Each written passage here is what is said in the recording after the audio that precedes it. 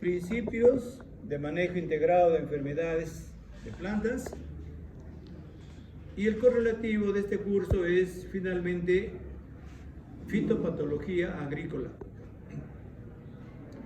Pero además de cumplir una función académica, el laboratorio también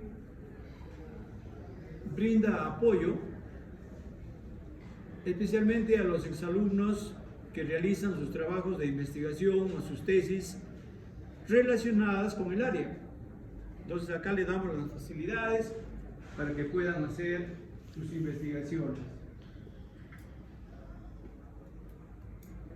Este local es relativamente nuevo, aunque nuevamente le están haciendo unas remodelaciones a la puerta de ingreso, se está haciendo un cercado de todo el perímetro de lo que es la facultad, y más o menos tenemos acá ya algo de 8 o 10 años en este lugar.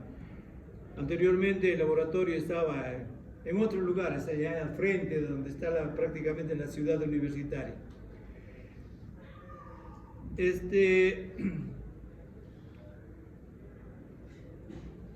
El departamento de Huánuco se caracteriza porque uno de los cultivos más importantes a nivel nacional es el cultivo de la papa.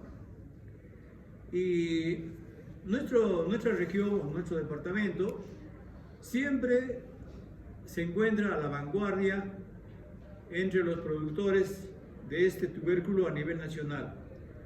A veces está en el primer lugar, a veces está en el segundo lugar disputando con Puno, o a veces con Junín.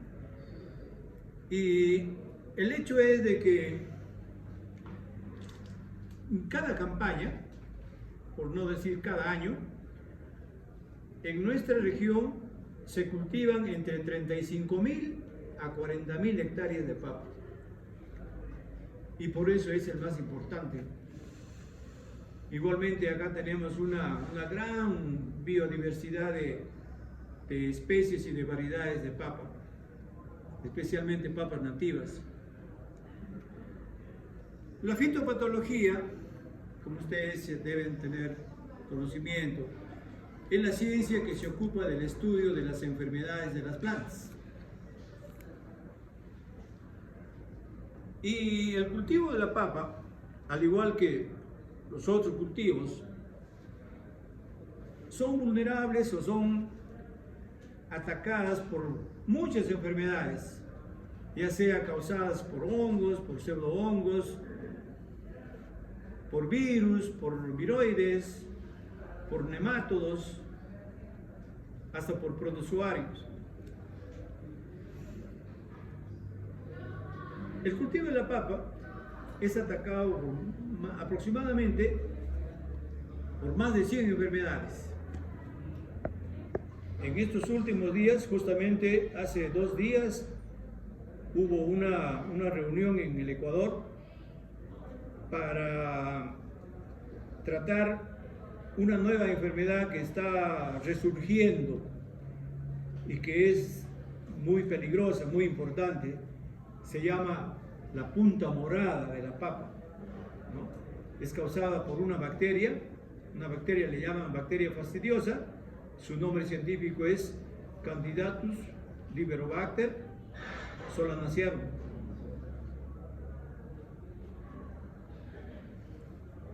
Y la enfermedad más importante que ataca a la papa a nivel mundial es el famoso tizón tardío de la papa.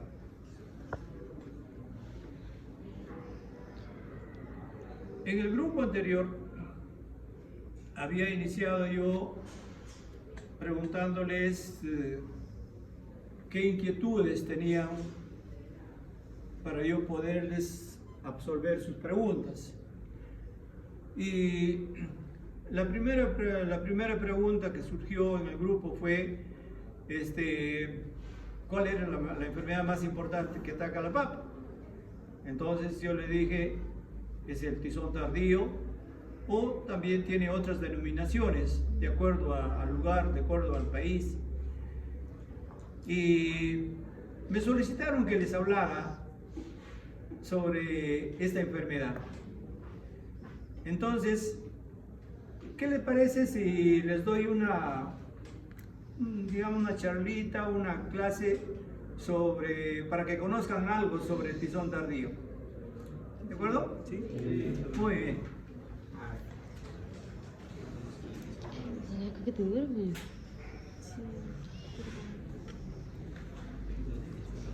Respira, ya te he dicho, ya respira, bola. Tranquila, no te le he hecho.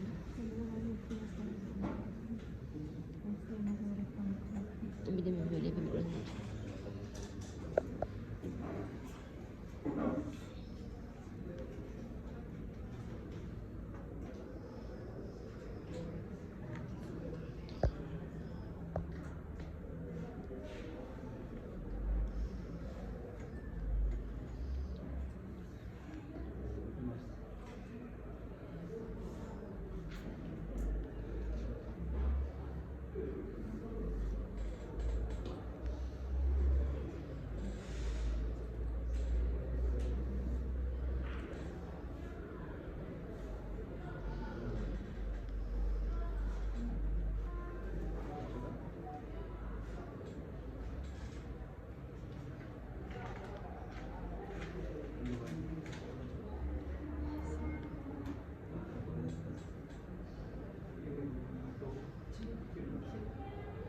¿Pueden observar bien? Sí.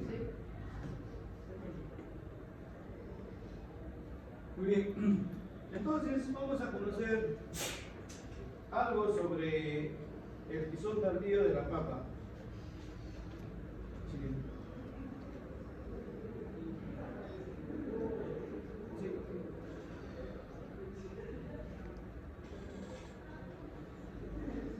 A esta enfermedad se le conoce también con otros nombres.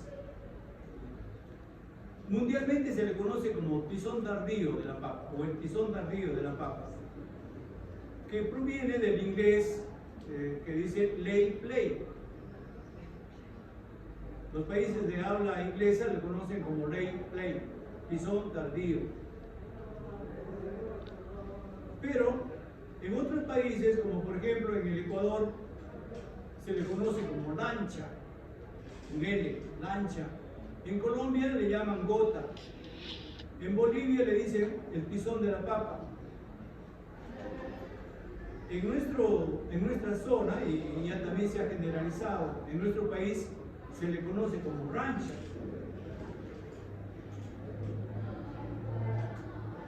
En otros lugares también le conocen como seca seca, hielo fungoso,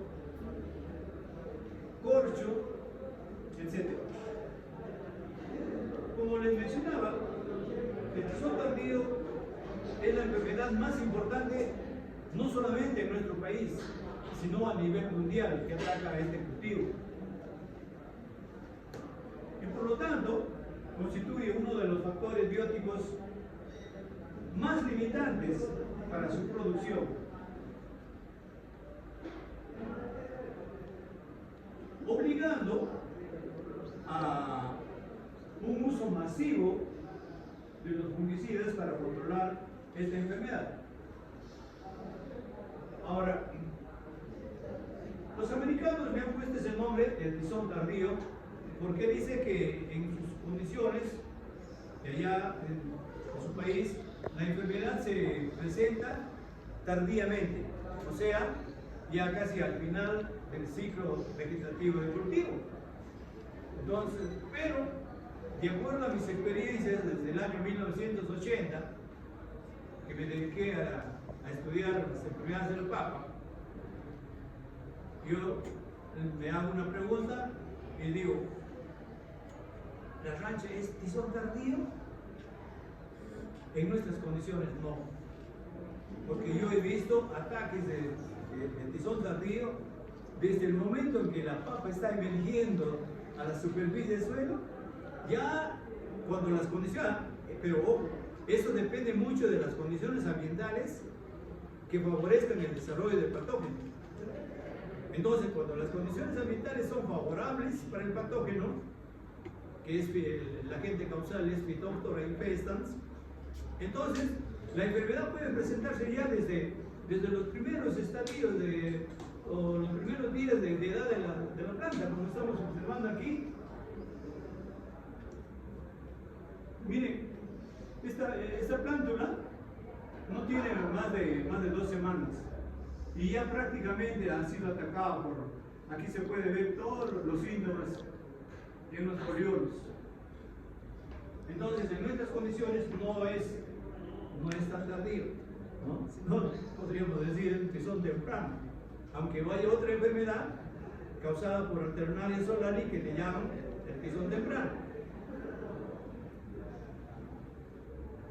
Estos son los daños que ocasiona la enfermedad. Fíjense,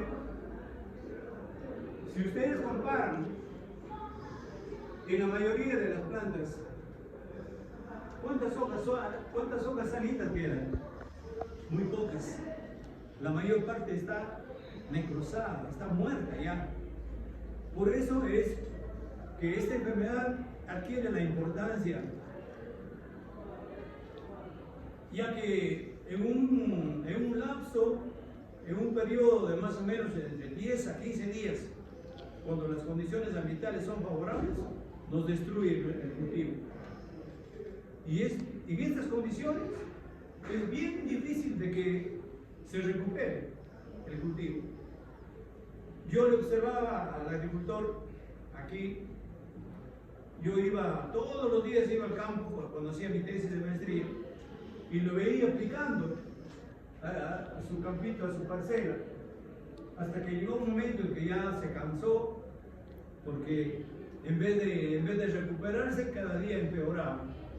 Y así hay muchos casos en que los agricultores se dan por vencidos y prácticamente lo abandonan ya, y se perdió toda la inversión.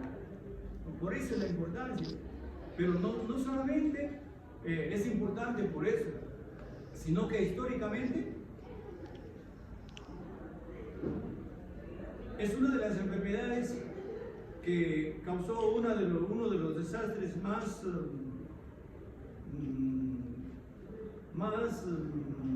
digamos,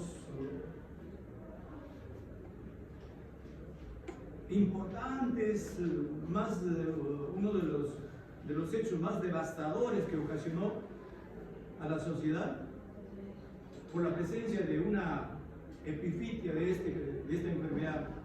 Y eso sucedió en el año 1845 en Irlanda del Norte. Por esa época ya la papa se había adaptado bien a varios países de Europa, porque los españoles se llevaron más o menos en 1542, por ahí llevaron la papa a Europa. Y muchos de esos países, su base alimenticia era, vale la redundancia, a base de papa. Y cuando se presentó esta enfermedad, aniquiló todos los cultivos, no solamente de Irlanda, sino también de los países vecinos. Pero el hecho más alarmante fue que como consecuencia de la presencia de esa enfermedad, la mayoría de los reportes de las publicaciones indican que por lo menos murieron 1 millón de personas en Irlanda del Norte de hambre, porque iban a cosechar y no encontraban papas, o si encontraban unas cuantas papas estaban podridas, infectadas por rancha. Y no solamente eso, obligó a que por lo menos 1,5 millones de personas tuvieron que emigrar a otros países, tuvieron que irse de Irlanda, especialmente a América.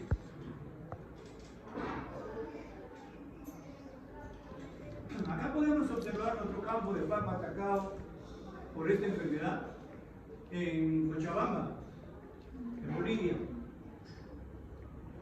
Miren, no se ve un campo verdecito, se ve mayormente marrón oscuro, que nos está indicando pues la presencia de la enfermedad. Igualmente aquí, aunque aquí el ataque no es tan severo, todavía se ve una mayor cantidad de follaje verde.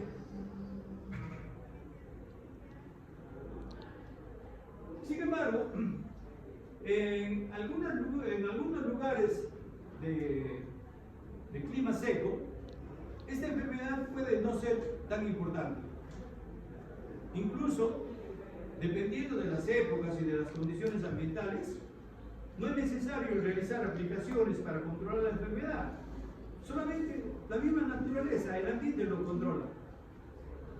Y esto debido a que el agente causal, que es Phytophthora infestans, es un patógeno que tiene un requerimiento especial. Phytophthora infestans desarrolla mejor o prospera mejor y es más destructivo cuando existe una alta humedad relativa, especialmente mayor del 90%. Por eso, ¿no?, en las regiones cálidas y secas y con riego por gravedad, los daños son muy relativos. Además de la papa, ataca también al tomate y al pepino y ocasionalmente a otras solanáceas. Les decía, en ciertas ocasiones esta enfermedad ha alcanzado proporciones desastrosas, como lo ocurrido en Irlanda en el año 1845. Acá, en esta imagen, podemos observar, ¿no?, un cementerio donde estamos observando a pobladores que escaparon de Irlanda, que escaparon a otro lugar, ¿no? Dice Grosse Ile y el sitio histórico nacional del monumento irlandés en Quebec, Canadá. Muchos de los irlandeses que escaparon de la hambruna de la papa, pero murieron de tifus o cólera en la estación de cuarentena, están enterrados en fosas comunes en esta ciudad de Grosse Ile. ¿Siguiente? ¿Cómo se reconoce la presencia de esta enfermedad? El tizón tardío ataca prácticamente a toda la planta. Ataca a las hojas, ataca a los tallos, a las flores, a los frutos y también ataca a los tubérculos. En las hojas, los primeros síntomas se presentan en los foliolos, de preferencia que están en las hojas inferiores. Al principio, se observan pequeñas manchas irregulares de un color verde oscuro y de apariencia humedecida. Esta fase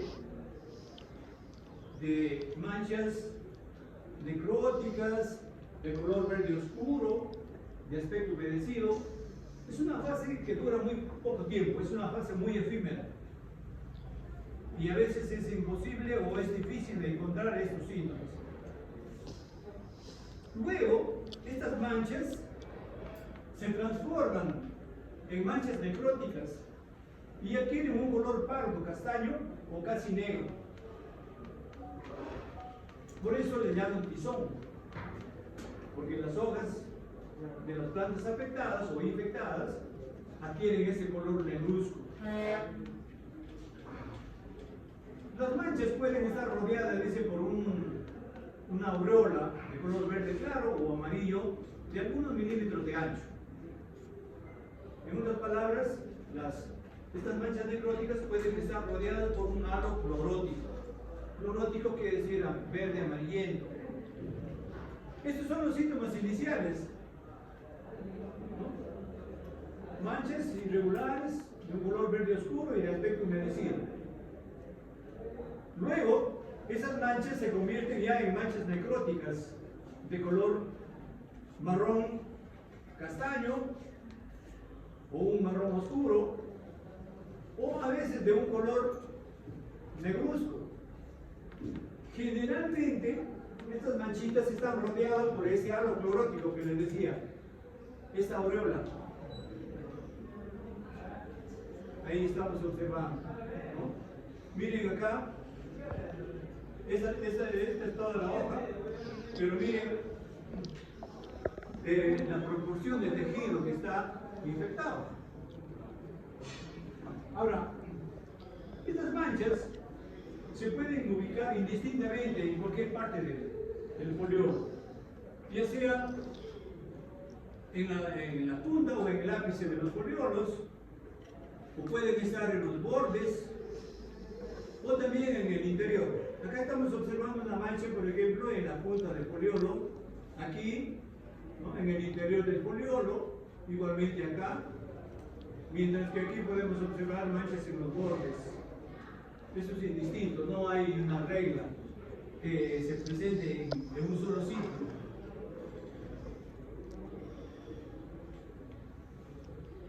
Les decía que si las condiciones ambientales no son favorables para el desarrollo del patógeno, la enfermedad no adquiere mucha importancia.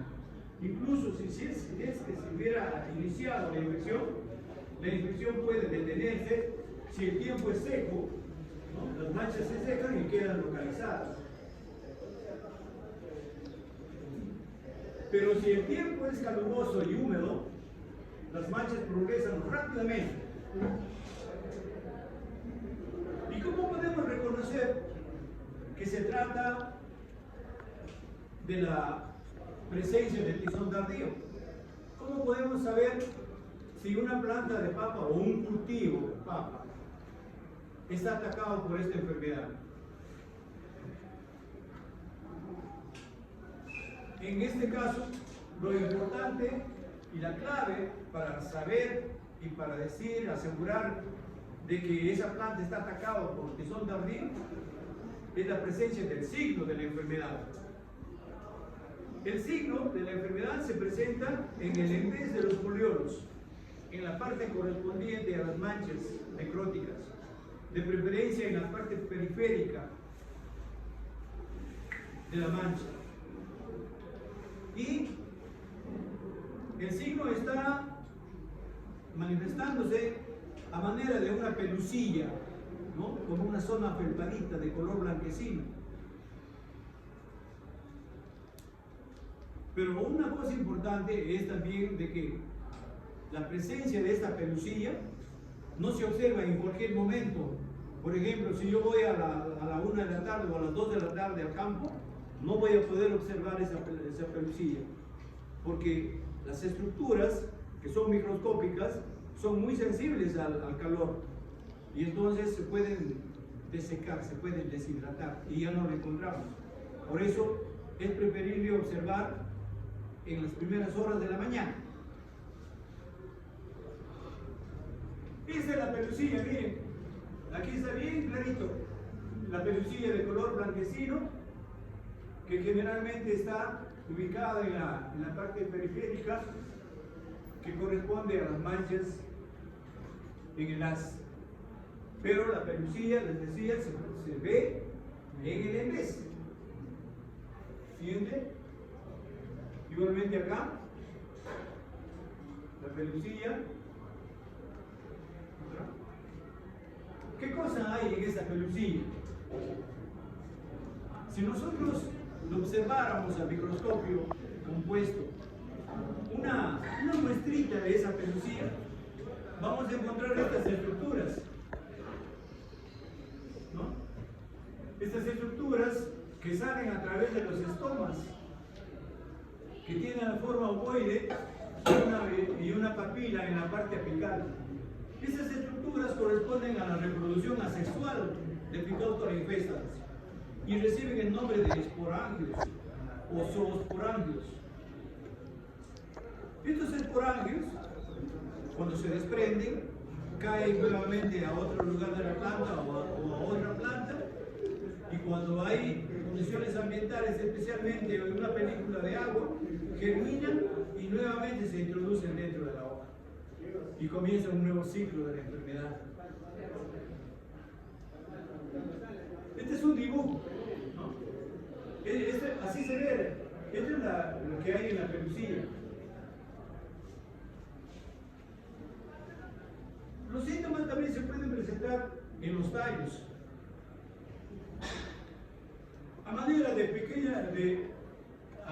al principio son pequeñas manchas necróticas de forma irregular, de un color marrón o marrón oscuro, de aspecto quebradizo. Los tallos que han sido infectados por el patógeno generalmente se quiebran simplemente con el viento. Y allí en el tallo también podemos observar la presencia de los esporangios, o sea, la fructificación del patógeno. Cuando yo hice mi tesis de maestría, me di el trabajo de medir cómo avanza la lesión a través del tiempo. En esta imagen elegí una planta, ¿no? Lógicamente que en cada unidad experimental no he evaluado una sola planta, sino tenía que evaluar mínimo 5 plantas. Lo marcaba esa planta y marcaba también la mancha más chiquita. Entonces, si yo fui hoy al campo, encontré esta manchita, le puse su sticker para identificarlo. Además de identificar a la planta, tenía que identificar a la mancha y le tomé una fotografía. Entonces consideré de que ese era el tamaño de la mancha a las 0 horas. Regresé a las 48 horas y le tomé la fotografía a la misma mancha.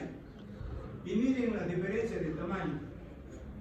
¿Cómo había aumentado la mancha a las 48 horas? Y luego regresé a las 96 horas. Y miren de qué tamaño ya estaba la mancha. Y solamente pude evaluar hasta las 96 horas, porque cuando fui 24 horas después, ya las hojas se habían deformado completamente. Entonces, fíjense, si en 4 días así aumenta el tamaño de la mancha, en una semana o en 15 días, prácticamente ya no hay cultivo, ya no hay hojas vivas. Estas son otras muestras donde también se ve el mismo objetivo, ¿no? Medir el crecimiento de la lesión. Igualmente acá. Miren acá a las 96 horas ya el foliolo se deforma y era ya difícil para diferenciarlo. Esta imagen ya la hemos visto, estos son los daños que ocasiona la enfermedad. Y fíjense, esta es una parcela de un trabajo de investigación que corresponde al testigo. ¿Cómo acaban las plantas cuando no se controlan, cuando no se aplican los fungicidas? Prácticamente no hay una planta sana. Todas las plantas han muerto, ¿no? Debido a la presencia de la enfermedad. Acá podemos observar otro efecto del daño de la enfermedad. Esta es una fotografía de la Argentina, del INTA, donde nos están mostrando ese principio de la epidemia de desorden tardío en junio, el 29 de junio de 2005. Casi no se aprecia mucho, ¿no? Las áreas necróticas. Aparentemente el cultivo todo está verdecito, aparentemente sano. Pero aquí está la fotografía del mismo campo, 16 días después, o sea, el 15 de julio. Miren, esa es la severidad, ¿no? del daño ocasionado por la enfermedad. Solamente en 16 días. Les decía entonces de que la enfermedad se presenta también en los tallos. Ahora, las lesiones de las hojas pueden expandirse hacia los peciolos y alcanzar a los tallos. O puede suceder también que los tallos se pueden infectar directamente. No necesariamente la infección tiene que pasar de las hojas o de los foliolos a los tallos. Y hemos dicho, en los tallos se observan manchas irregulares de color negruzco, de textura vítrea y quebradiza.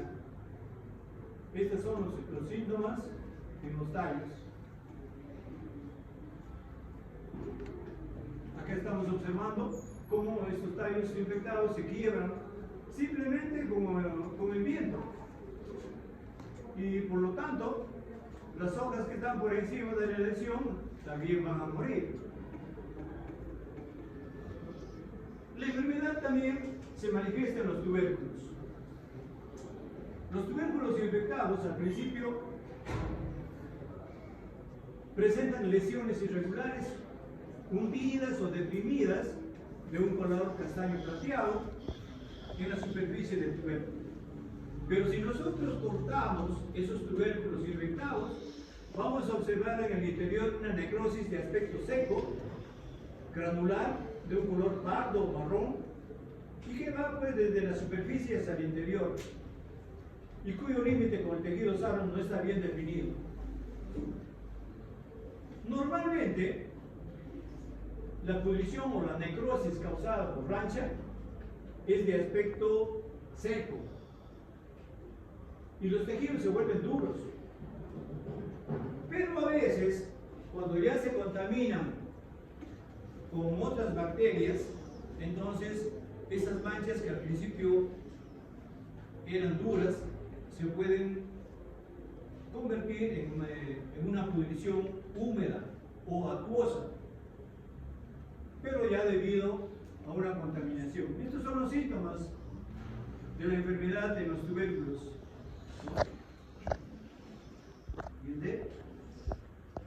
Igualmente aquí, lesiones irregulares, deprimidas, ¿no? De un color